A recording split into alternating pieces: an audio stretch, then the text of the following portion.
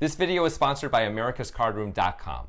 Use the code POKERGUYS where you can now get 27% rake back for life or a 100% deposit bonus up to $1,000 when you sign up. That's a great deal. You know what else is great about ACR? They're on the cutting edge of poker because I'm tired of normal sit and goes, aren't you? I absolutely am, Grant. Well, all right then. How about we go to Sit and Go 2.0, which ACR is rolling out October 13th as a trial. You can win life-changing money and jackpots. ACR is the only site doing this. Check it out. Indeed.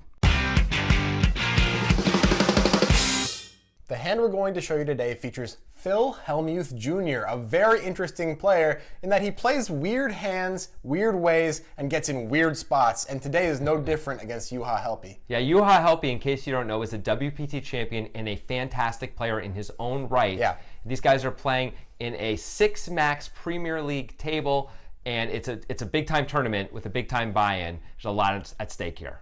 This hand was suggested to us on Twitter by Chaz. If you have a suggestion for the breakdown, tweet it at us and include a YouTube link. That said, I think you should call him Chaz. Chaz, what up, Chaz? Yeah, that's pretty cool. Yeah, nice. We're gonna break this hand down as we go, so get ready for some analysis. Cool. It was a joke. No, it wasn't. It Well, wasn't. Phil ends up with the You let us snowman know now. when you make a joke. So Yeah, I will let you know if I make a joke. Okay. I'm just gonna call Phil. Cool.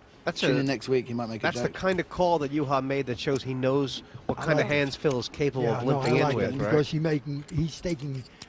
he's taking his position and just call and not risk Eddie. anything. See the flop, see what he's gonna do.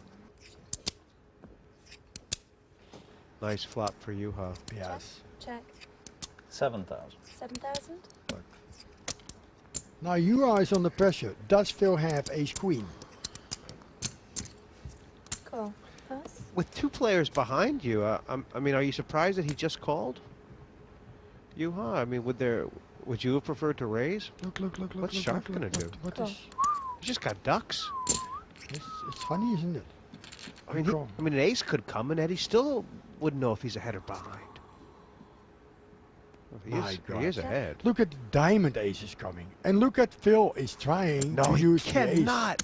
He cannot. He's squelched here. 27,000. He's betting out. That's great poker play, but on the wrong moment. It's a risky. He's walking risky into a play. monster. Do you think? I mean, does Juha regret that he didn't raise this flop?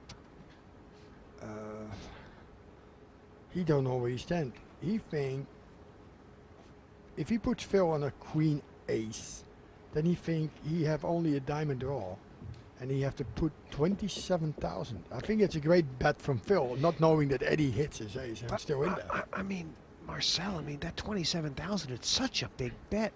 That, I mean, Juha would never imagine that Phil's bluffing here. No, It's not like him in 4,000, is it? No, Juha is counting the pot and his odds. If he will get the rest, if he get pot odds to call it, and he got like 11 outs according to his imagination. Geez, he could fold here.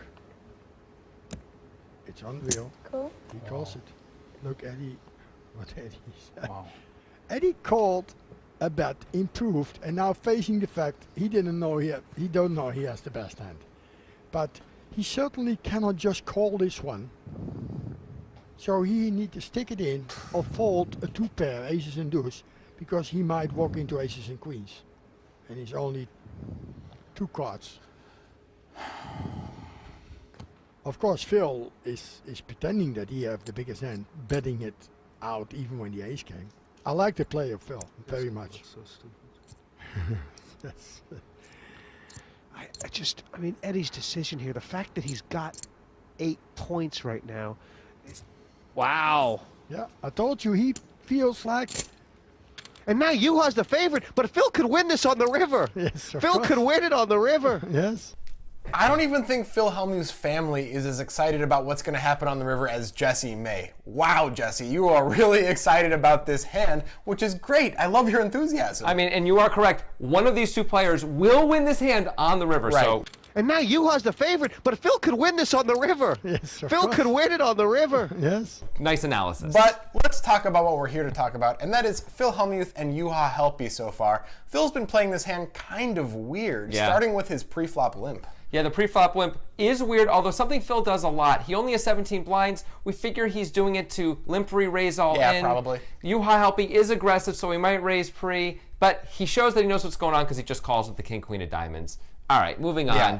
Phil decides to bet this flop. It's a curious decision to bet this flop when there's 4 players in the hand, and a queen and a 9 together are kind of the type of cards that a lot of people are going to hit. And that might not work out for Phil very often. Agreed. So, especially now he gets 2 calls, so he can't love it. The turn comes an ace, and Phil decides to bet again and bet big. And this is interesting. This is very interesting. The issue for Phil here is his stack size. Right. Something I really like about what Phil's doing is repping an ace here, because out of everybody in the hand, he's the most likely to have just turned aces up. It makes a lot of sense for him to have a hand like ace-9 or ace-queen because he would limp hands like that, and people know that about Phil. And it's also very hard for his opponents to have an ace. Right. So it's a cool representation. The problem is he's already betting half his stack. Yeah, when we say his opponents can almost never have an ace, we're talking they can never have ace-queen pretty much. No. They sometimes can have ace-9, but not that often. Right. And they can have ace-deuce once in a while, and that's it. So, yeah, it's a very strong play in that way, but he bets so much of the pot when he just doesn't have to. Right, he could have bet a lot less and repped the same thing. Right. Juha, of course, has to call.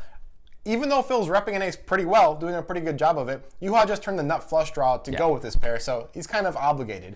Now, what is Eddie Scharf doing? Well, he sure isn't moving in with the perfect stack size to do it when he makes top and bottom. I know that. So he called on the flop. We didn't like that. I wasn't a fan of that when he that's called with crazy. the ace deuce on the flop. Then he hits basically the miracle card on the turn other than the deuce. And I know I said Hellmuth is repping aces up. Obviously, that doesn't mean Hellmuth has aces up. Stack sizes are such that Scharf just has to move in here. I don't see why he's folding. It's really bizarre. And while the Premier League has its own weird rules, if you're trying to protect your stack the way Scharf seems to be doing, why would you call on the flop in the first place? Right. This is just bizarre, weird play. That's it. Yeah, that's it. But enough about him, because this is about Hellmuth and Helppi. And now Hellmuth's going to be in a really weird spot, because the pot's going to be 91,000, and he's going to have 29K left on the river. Let's see what happens. Phil could win it on the river. Yes, he played great. This is a great play of Phil. He has to bet. If the die. He have to bet it now to win it. And he goes all in. Oh my. Oh my, you're kidding me. You are kidding me. There's 91,000 in there. He cannot check, can he? Well, he cannot win if he checks it. 24,000. Oh, and Juha's under pressure too. He's only got 2 points. I mean he can't. He played his hand great. He played his hand really nicely, and you was gonna lay down.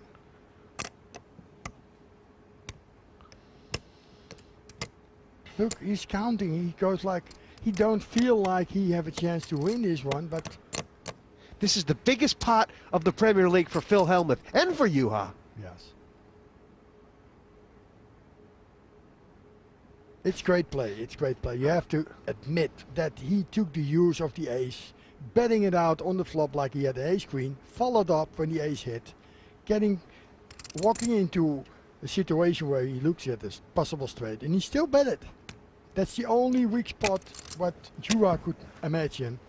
That why should Phil still bet it if a straight comes out there? But Phil knows Juha cannot have played 10-king. Oh my. And if Juha calls here, he could be knocking Phil Hellmuth out of this Premier League.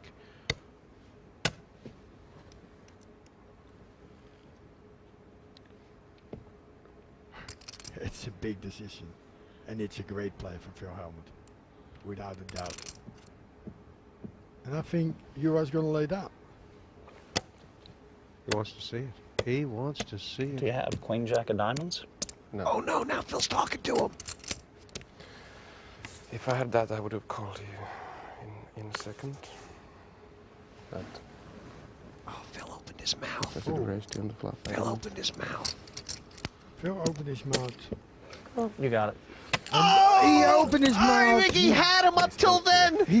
All right, so there's 2 elements we need to talk about here. The 2 elements that are always present in poker, but they really shine through in this hand. That's gameplay and table talk. Sometimes there's not table talk, and I guess Phil probably wishes there wasn't table talk this time. But first, let's talk about the gameplay, because as we said on the turn, Phil is doing truly a good job of representing a strong hand. We don't understand a lot of Phil's decisions leading up to this river. Not at all. But I will say this. He's repping a super strong hand when he bets 24K into 91 after Juha's gone call. And on this Jack river too, which I think this bet is designed to fold out hands like Jack 10 specifically, and maybe a random queen or a random 9. Yeah. I can't imagine anything else really folding here. No, I can't either, just because of the size of the pot. So a gameplay mistake Phil made was not leaving himself a big enough bet on the river. Yes. This was a bit of an issue, but he is repping something like aces up or a set really, really pretty well, which is cool. The problem is he doesn't really have that much information about Juha's hand. So Juha could easily have the type of hand that's going to call all the time after Juha calls the turn. Absolutely. Like Juha could have hit the ace himself. Juha could have all sorts of things. He could have, I guess he could even have the king 10 of diamonds kind of a thing like that. That said, I mean, if Phil had just bet less on the turn, if he had bet 18,000 instead of 27,000, let's say, he'd have 9 more thousand now into a smaller pot. It changes the math from Juha's point of view. Juha has to be right a lot more often. I think that matters. Even with that, Juha has the bottom of his showdownable turn calling range, meaning one of the weakest hands he could possibly have to call on the turn that did not improve on the river. So this might even get a fold, even though the bet is so small. The problem is, and this is a big one, Phil opens his mouth. Wants to see it. Do you have queen jack of diamonds? Right, and Phil says something, and Juha says right after the hand, and we're actually going to show you the whole aftermath of this when we're done with this analysis. Pretty cool. It's pretty fun and funny, because Phil gets upset a little bit. As he does. Yeah, you know, it's Phil. Juha says the reason why Phil spoke there is because he thought I was about to call. Yeah, but he knew I was about to call. That's why he tried. That was his last weapon. Right, so it looks like Phil is trying to change Juha's decision, which Phil perceives to be a call. Right. And that indicates to Juha that Phil wants a fold. And it's great by Juha to recognize that in the moment and quickly apply it. It's really impressive. Right, there's kind of no hand that Phil would say that about that king queen isn't doing great against. Right. If Phil wants a fold after Juha's tanked this long, it's almost all king queen's almost always winning to that hand. Yeah, so that's a great spot. That's a really good point. Yeah. So if Phil didn't open his mouth, I think Juha would fold because it's so hard to think of a bluff that Phil could possibly have the way the hand played out, the way the board ran out and everything. It's like, how can he have pocket eights here? He has to have just a random hand, kind of like he does, for him to be bluffing. So I think Juha was really gonna fold, but then Phil gave him this data point. Wants to see it. Do you have queen jack of diamonds? Maybe we should call this hand Phil Screws It Up Again. I don't think we're gonna do that because he's litigious. Yeah, he kind of is. Yeah. We've been threatened before. Yeah. I'll say that by Phil Hellmuth Jr. But I think it would be a great name. Yeah. And it seems like most of the breakdown videos we do about Phil kind of screws it up most of the time. Anyway, stick around for the aftermath. It's good stuff. If you want to hear our responses to our favorite of your comments on this video, click right here. If you guys want to see another verbal tells situation that really affects the outcome of a hand, check out It's Impossible by clicking up here. Yep. Now we have some contest winners we want to recognize. It's a pretty old contest. But still contest winners all the same. We had a contest on Twitter where we asked our Twitter followers who they thought was going to be in our next breakdown hand, and 3 people got the answer right, given some guesses and some hints, admittedly. Sure. It was David Doherty, Fal Mata, and Mitchell Reed. So nice job, guys. You did it. Here's your call out. Good job. Yep. Also, check out our podcast where we go into much more in depth on this hand specifically, and make sure you subscribe. Good call. Yeah, but he knew I was about to call. That's why he tried. That was his last weapon. Then he started to open it. You know, Phil, if you didn't save that 5,000 to yourself, I might have laid it down. Boy, oh boy, Juha. Well, that's the truth. You are really special, buddy. You find a way to needle somebody when you beat them for all their chips. I'm not needling you. You're not needling me. No. It was obviously a needle. You might not understand that for some reason, but clearly it was a needle. Well, sorry if it was. Wasn't meant to be. I don't mind. I'll never needle you. Trust me.